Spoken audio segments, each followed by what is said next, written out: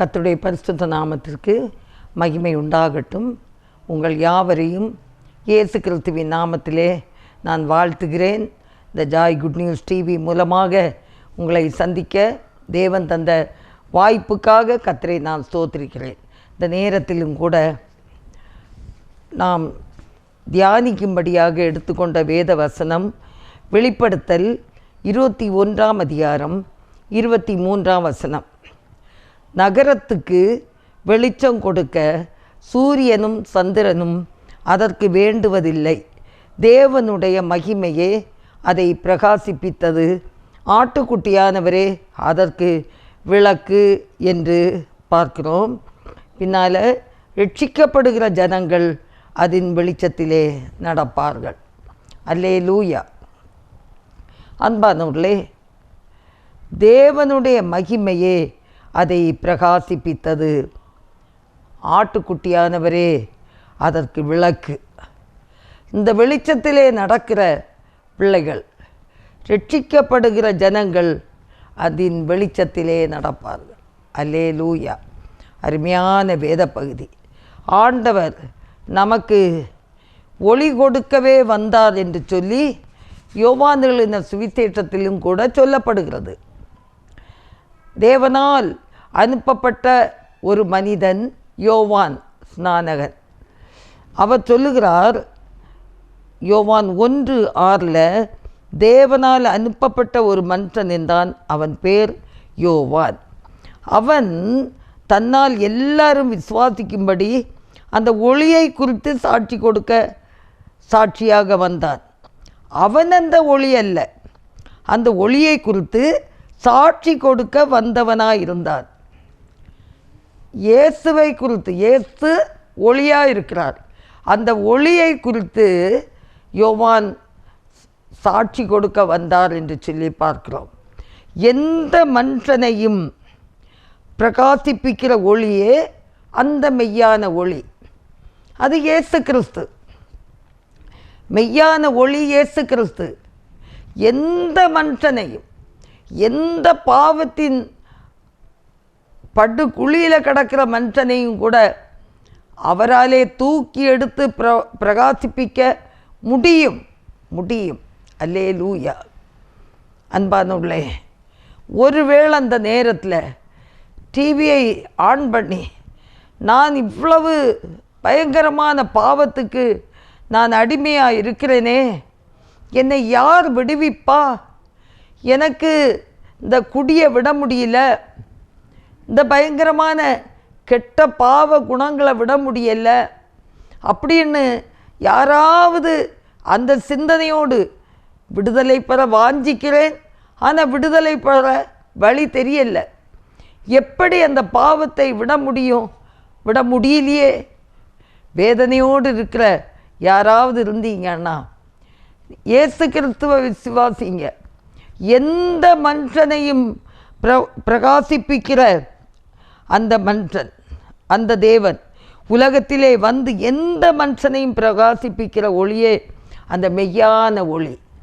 அவர் தான் உங்களை பிரகாசிக்க முடியும். அவங்க தான் உங்களை இருளிலிருந்து வெளிச்சத்துக்குள்ளே மாற்ற முடியும். இருளின் பயங்கரத்திலிருந்து வெளிச்சத்துக்குள்ளே கொண்டு வர அவரால் தான் முடியும், வேற ஒருவராலும் முடியாது.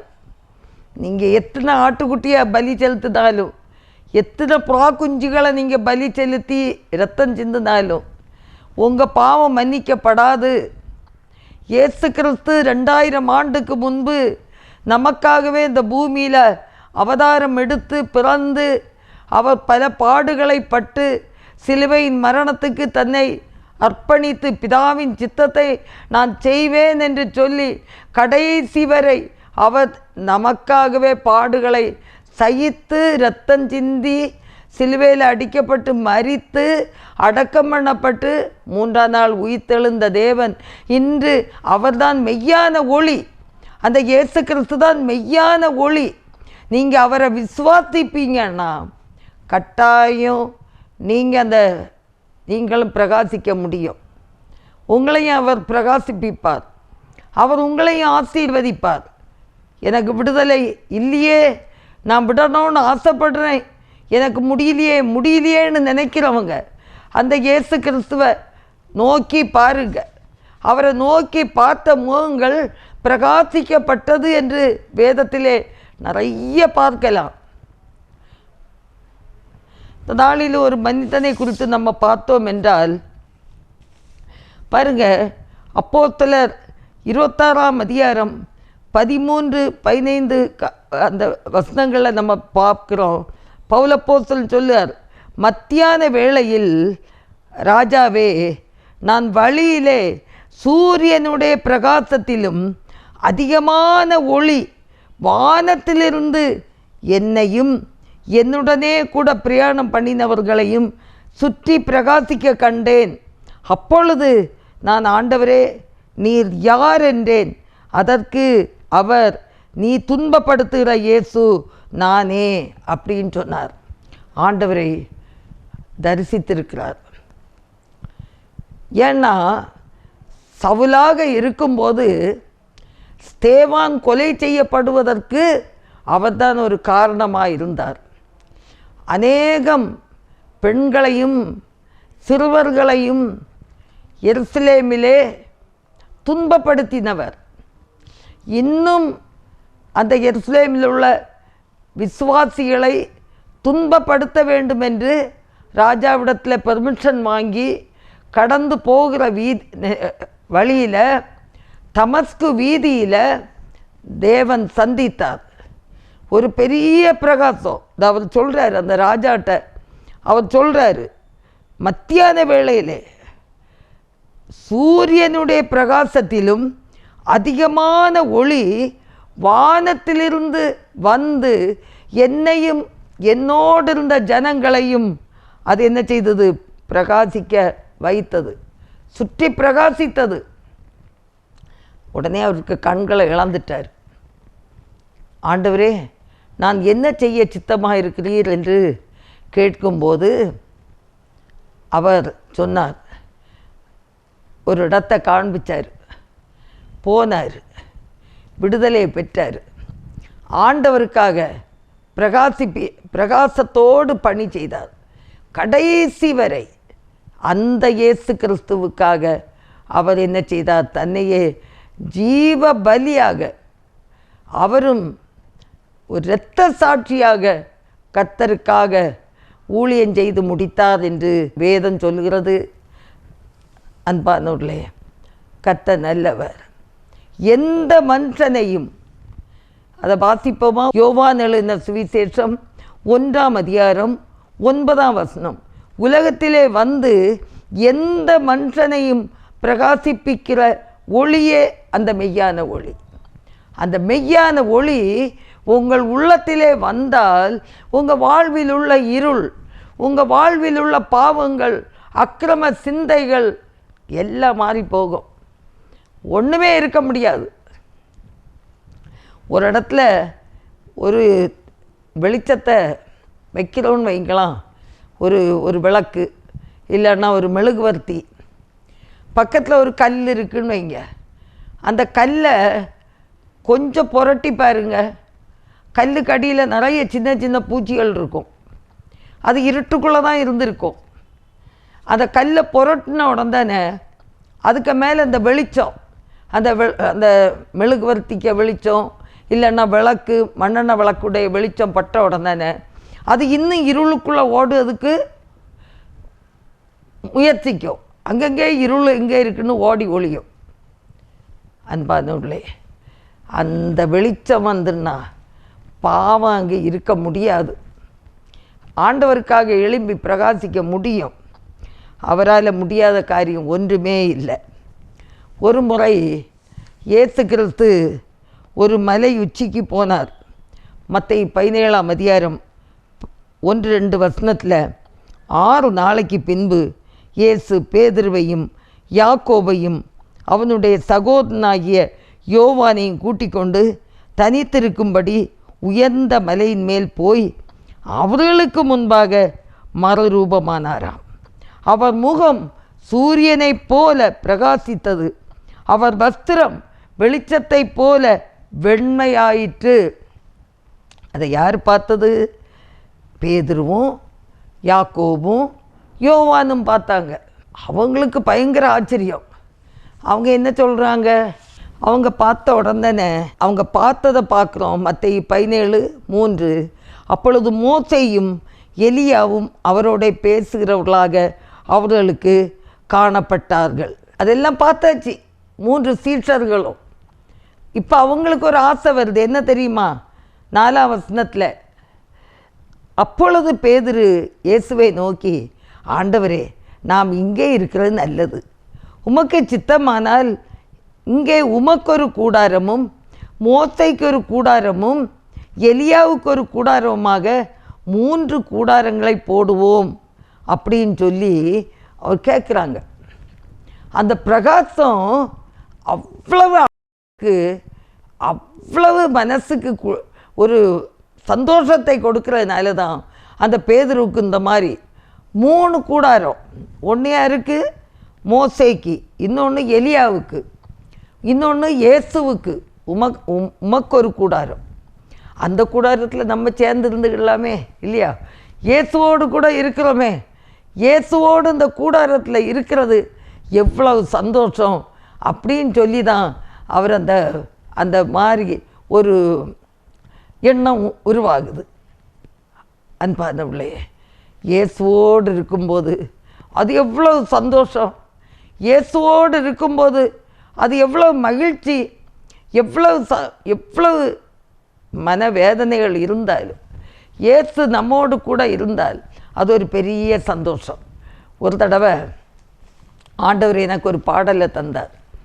என்ன தெரியுமா? பல கஷ்டங்கள், பல ஊழியத்தின் பாதையில் பாடுகள் இதெல்லாம் வந்த உடனே கொஞ்சம் கஷ்டமாக தான் இருந்தது. இருந்தாலும் ஆண்டவரே என்னையும் அப்படி மாற்றும்னு நானும் கேட்டேன். மாற்றும் தேவா என்னை மாற்றிடுமே, மறுரூப மலையின் அனுபவம் போல். மாற்றும் தேவா என்னை மாற்றிடுமே, மறுரூப மலையின் அனுபவம் போல். அக்கினியாய் சுடரொளியாய் எரிந்து பிரகாசிப்பே, மாற்றும் தேவா என்னை மாற்றிடுமே.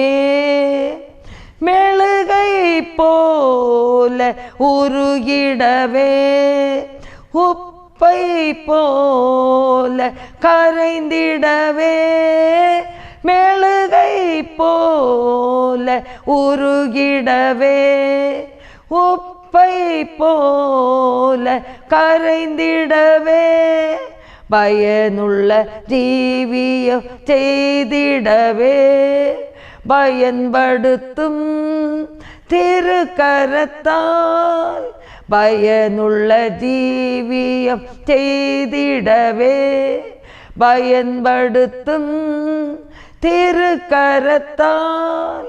மாற்றும் தேவா என்னை மாற்றிடுமே, மறுரூப மலையின் அனுபவம் போல். அக்கினியாய் சுடரொளியாய் எரிந்து பிரகாசிப்பேன். ஆமன்பானுள்ளே, இப்போ நம்மளும் கேட்கலாம், என்னையும் மாற்றுங்கப்பா, என்னையும் மாற்றுங்க. அக்கினியாய் சுடரொளியாய் அந்த மறுரூப பலையில் உள்ள அந்த பிரகாசத்தை எனக்கும் தாருங்கப்பா அப்படின்னு நம்ம கூட ஆண்டவரிடத்தில் கேட்டு பெற்றுக்கொள்ளலாம். எந்த மனுஷனையும் பிரகாசிப்பிக்கிற ஒளி, எந்த மனுஷனையும் பிரகாசிப்பிக்கிற ஒளி. ஐயோ, நான் ஒரு பாட்டில் 2 பாட்டில் குடிக்க அடிமையாக இருக்கிறேனே, என்ன மாற்றுவாரா? ஆமாம், மாற்றுவார். ஐயோ, பொல்லாத பாவங்களை நான் செய்துட்டு இருக்கேனே, அவங்களையும் மாற்றுவார். எந்த பாவியானாலும், எந்த பாவியானாலும் தள்ள மாட்டேன் என்கிறார். துரோகம் செய்த போதிலும் நோக்கிப்பார், ரட்சிப்பார். துரோகமாக இருந்தாலும் அவரை நோக்கி பாருங்க, அவர் உங்களை ரட்சிப்பார், உங்களை பிரகாசமான பாதையில் வழி நடத்துவார். அன்பானவர்களே, கர்த்தர் நல்லவர். இன்னும் நாம் பார்க்கிறோம், ஏசாயா 60ஆம் அதிகாரம் 19-20 பார்க்கும்போது, இனி சூரியன் உனக்கு பகலிலே வெளிச்சமாயிராமலும் சந்திரன் தன் வெளிச்சத்தால் உனக்கு பிரகாசியாமலும் கர்த்தரே உனக்கு நித்திய வெளிச்சமும் உன் தேவனே உனக்கு மகிமையுமாயிருப்பார் என்று சொல்லி பார்க்கிறோம். அது பெரிய சந்தோஷம். ஒருவேளை சூரியன் உதிக்காமல் போனாலும் கர்த்தரே உனக்கு நித்திய வெளிச்சமாக இருப்பார் என்று சொல்லும்போது, ஆண்டவர் என் பக்கத்தில் இருக்கிறாருன்னு சொல்லும்போது நமக்கு இனி யார் வேணும்னு சொல்லுங்க. ஆண்டவரை உறுதியாய் பற்றி கொள்ளுங்க. அவரை உறுதியாய் பற்றி கொள்ளுகிற மனதை உடையவன் அவரையே நம்பி இருக்கிறபடினால் நீர் அவனை பூரண சமாதானத்துடன் காத்து கொள்ளுகிறீர் என்று சொல்லப்படுகிறது ஏசாயா 26:4. அன்பானவர்களே, கர்த்தர் நல்லவர். அவரை உறுதியாய் பற்றி பிடிங்க. அவர் உங்களை பிரகாசிப்பிப்பார். எந்த பாவியானாலும் தள்ள மாட்டேன் என்று சொல்லுகிறார். இனி சூரியன் உனக்கு பகலிலே வெளிச்சமாக இருந்தாலும் இயேசு கிறிஸ்துவே உனக்கு பிரகாசமாக இருக்கிறார். ஆகையினால சோர்ந்து போகவே வேண்டாம். ஏசாயா 60:20 சொல்லுகிறது, உன் சூரியன் இனி அஸ்தமிப்பதும் இல்லை, உன் சந்திரன் மறைவதும் இல்லை. கர்த்தரே உனக்கு நித்திய வெளிச்சமாக இருப்பார். உன் துக்க நாட்கள் முடிந்து போம். அல்லேலூயா, அல்லேலூயா. உன்னுடைய துக்க நாட்கள் முடிந்து போகும். அவர் உங்களை ஆசீர்வதிக்கிறார். துக்கத்தோடு காணப்படுகிறனே, பிறந்ததிலேருந்தே துக்கம், பிறந்ததிலேருந்தே வேதனை, எத்தனையோ கஷ்டங்கள் தாண்டி வந்துட்டேன். அவர் தான் நடத்தி வந்தார். எந்த மனுஷனையும் பிரகாசிப்பிக்கிற தேவனே உங்களை கரம் பிடித்து நடத்தி வந்தார். இன்றைக்கு அந்த சத்தத்தை நீங்கள் ஒருவேளை கேட்கலாம். உங்கள் துக்க நாட்கள் முடிந்து போகும். அவரை ஏற்றுக்கொள்ளும்போது உங்கள் துக்க நாட்கள் முடிந்து போகும். பாருங்க, ஆண்டவர் நல்ல வாக்கு தத்தங்களை தாரார். யாராக இருந்தாலும் நீங்கள் இயேசு கிறிஸ்துவை உறுதியாக ஏற்றுக்கொண்டு பாருங்க, உறுதியாக ஏற்றுக்கொண்டு பாருங்க, உங்களுக்கு சமாதானம். அது மட்டும் இல்லை, அதுக்கு பின்னால் உள்ள வசனங்கள், உன் ஜனங்கள் யாவரும் நீதிமான்களும் என்றைக்கும் பூமியை சுதந்தரிக்கும் குடிகளும் நான் நட்ட கிளைகளும் நான் மகிமைப்படும்படி என் கரங்களின் கிரியைகளுமாயிருப்பார்கள். அல்லேலூயா. உன் ஜனங்கள், உன்னுடைய சந்ததி, உன்னுடைய சந்ததியின் சந்ததி, கர்த்தருடைய வருகை தாமதிக்குமானால் கடைசி சந்ததி நீதிமான்களும் பூமியை சுதந்திரிக்கிற குடிகளும் அவர் நாட்டின கிளைகளும் அவர் மகிமைப்படும்படி கரங்களின் கிரியைகளுமாயிருப்பார்களாம். அல்லேலூயா, அல்லேலூயா. ஒப்பு கொடுப்போமா? ஆண்டவரே, என்னை உமது கரங்களில் ஒப்பு கொடுக்கிறேன். என் ஜனத்தை, உன் ஜனத்தை, உன்னுடைய குடும்பத்தை, உம்முடைய சமுதாயத்தை, உன்னுடைய திருச்சபையை ஆண்டவர் எப்படி மாற்றுவாரா? அதில் ஒரு சந்தோஷமான ஒரு காரியம். எப்படி நீதிமான்கள் நீதிமான்களாக்குவாரா? அடுத்தது பூமியை சுதந்தரிக்கும் குடிகளாக்குவார். அவர் நாட்டின கிளைகளாக்குவார். நான் மகிமைப்படும்படி என் கரங்களின் கிரியைகளுமாய் இருப்பார்கள். இவ்வளோ சந்தோஷமாக 4 காரியம். நீதிமான், பூமியை சுதந்திரிக்கிற குடி, நான் நட்ட கிளைகள், நான் மகிமைப்படும்படி கரங்களின் கிரியை. அப்படியே எழுதி வச்சுக்கிடுங்க. ஆண்டவரே, இப்படி நீர் எனக்கு இந்த நாளில் வாக்குத்தத்தம் பண்ணுநீர். என்னுடைய பிள்ளைகளை ரெட்டியும், என்னுடைய சந்ததியை ரெட்டியும், என்னுடைய சந்ததியின் சந்ததியை ரெட்டியும். உடைய வருகை தாமதிக்குமானால் என் குடும்பத்தில் உள்ளவர்களும், என் சமுதாயம், என்னுடைய திருச்சபை தேசம் எல்லாம் இந்த சந்தோஷத்தை அனுபவிக்க வேண்டும் என்று சொல்லி கேளுங்க. நீங்கள் எத்தனை ஆத்மாக்களை ஆதாயம் பண்ணினீங்களோ அவங்களும் உங்கள் பிள்ளைகள் தானே இல்லையா? அவங்களும் இந்த ஆசீர்வாதத்தை பெற்றுக்கொள்ள முடியும். அடுத்த வசனத்தை பாருங்கள். சின்னவன் 1000 சிறியவன் பலத்த ஜாதியுமாவான். கர்த்தராகிய நான் ஏற்ற காலத்திலே இதை நான் தீவிரமாய் நடப்பிப்பேன் என்று சொல்லி பார்க்கிறோம். ஏற்ற காலத்தில் அவர் தீவிரமாய் ஆசீர்வதிக்கிற தேவன். சின்னவன் 1000 சிறியவனை பலத்த ஜாதியுமாக மாற்றுகிற தேவன். ஒருவேளை நான் எளிமையானவன் என்று சொல்லலாம். நான் எளிமையானவன், என் குடும்பத்தில் நான் தள்ளப்பட்டவன், என் குடும்பத்தில் என்னை யாருமே ஏற்றுக்கொள்ளலை, எல்லாரும் ஒதுக்கி வைக்கிறாங்க. கவலைப்படாதுங்க, நான் கவலைப்படலை. என்னுடைய கணவரும் என்னுடைய 2 பிள்ளைகளும் மரித்து நான் தனிமையாக இருந்தாலும் பிறந்த ஊருங்க இல்லை, புகுந்த ஊரும் இல்லை. பிறந்த ஊரும் இல்லை, புகுந்த ஊரும் இல்லை. கர்த்தர் என்ன நடத்திட்டு இருக்காரு, என்ன அற்புதமாய் நடத்திட்டு இருக்காரு, அதிசயமாக நடத்திட்டு இருக்கிறாரு. அன்பானவர்களே, தனிமையாக இருந்தாலும் இயேசு என்னோடு கூட இருக்கிறார். பலவீனம் இருந்தாலும் அவர் என்னை பலப்படுத்துகிறார். கடந்த வாரம் முழுவதும் தொண்டை பிரச்சனை, பலவீனம்தான். 1 மாதத்துக்கு முந்தி வயிற்று பிரச்சனை, அதுலேயும் ஆண்டவர் தாங்கி நடத்திட்டு தான் இருக்கிறார். கர்த்தர் கைவிட மாட்டார், கர்த்தர் கைவிட மாட்டார். அன்பானவர்களே, கர்த்தர் பெரிய காரியங்களை செய்கிறவர். சின்னவன் 1000 சிறியவன் பலத்த ஜாதியுமாவான். கர்த்தராகிய நான் ஏற்ற காலத்தில் தீவிரமாய் நடப்பிப்பேன் என்று சொல்கிறார். அவரை நம்புகிற பிள்ளைகள் பாக்கியவான்கள். கர்த்தரை தங்களுக்கு தெய்வமாய் கொண்ட ஜனம் பாக்கியம் உள்ளது. கர்த்தரை தங்களுக்கு தெய்வமாய் கொண்ட ஜனம் பாக்கியம் உள்ளது. கர்த்தரை தங்களுக்கு சொந்தமாய் ஏற்றுக்கொண்ட பிள்ளைகள் பிரகாசிப்பிக்கப்படுவார்கள். கர்த்தர் உங்களை ஆசீர்வதிக்கிறவர். கண்களை மூடி நாம் ஜெபிப்போம். எங்கள் அன்பின் ஆண்டவரே, எங்கள் பரலோக பிதாவே, இந்த வேளையில் எங்களை தாழ்த்தி ஒப்பு கொடுக்கிறோம். நீர் பொறுப்பெடுத்து கொள்ளும் ஆண்டவரே.